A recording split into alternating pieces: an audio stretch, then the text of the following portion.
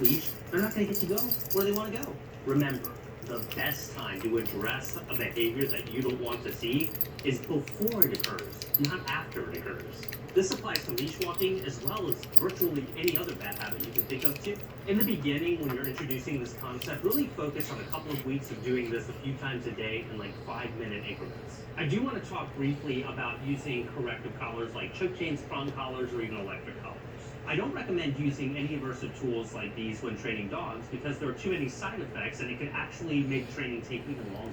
I mean, let's take a common example where you might be tempted to physically correct with one of these collars. Say your dog is reacting to another dog on a walk and barking vigorously. You may inadvertently be creating a scenario where your dog learns to associate the harsh correction with the presence of other dogs on a walk. So this could further amplify issues like that. I'm not saying people who use these collars are in any way bad people.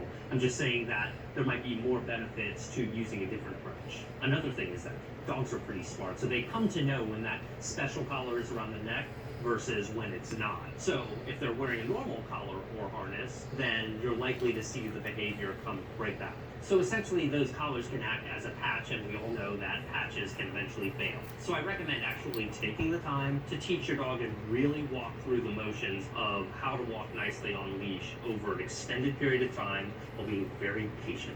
That way you'll end up with a dog who listens to you regardless of the type of collar or harness they're wearing. Okay, so once your dog is walking well while indoors, you're ready to start taking your training outdoors. But this is a big step. Now, don't expect to just take off down the street and have a perfectly well-behaved dog.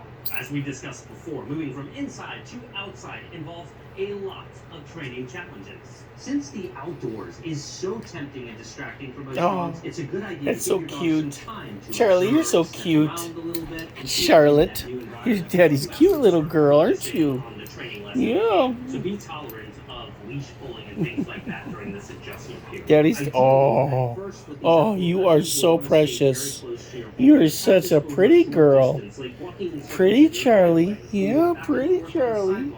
Daddy loves you. Oh, Daddy loves you so much. Ow! But don't claw my face, okay?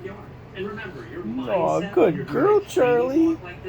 Yeah, good girl. Hi. Good girl, Charlie. Trying to travel any significant distance, especially early on. You just want to be able to get your dog to take 10 steps in a row without pulling. So be willing to cover the same stretch of ground over and over without training your dog. If you're trying to get somewhere specific, or if you're trying to go a certain distance to exercise your dog, you're much more likely to feel frustrated. Oh, yeah, I know.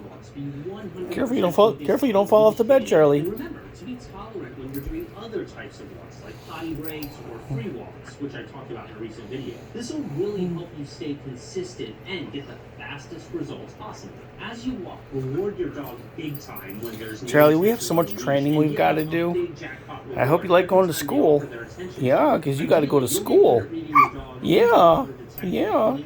Yeah, puppy girl. Oh, you give Daddy kiss kiss. You conquer Daddy, you give kiss kiss. You're a lot like Annie. Yeah, I bet you and Annie might have fun together. Annie died, but you're a lot like her. For example, when Inertia was a puppy, I would take her down to the French Quarter here in New Orleans just to give her exposure. And the priority in those sessions was just to show her things, not to teach her to walk nicely on a leash while gosh, you are we cute. can work up to those things, especially with young dogs.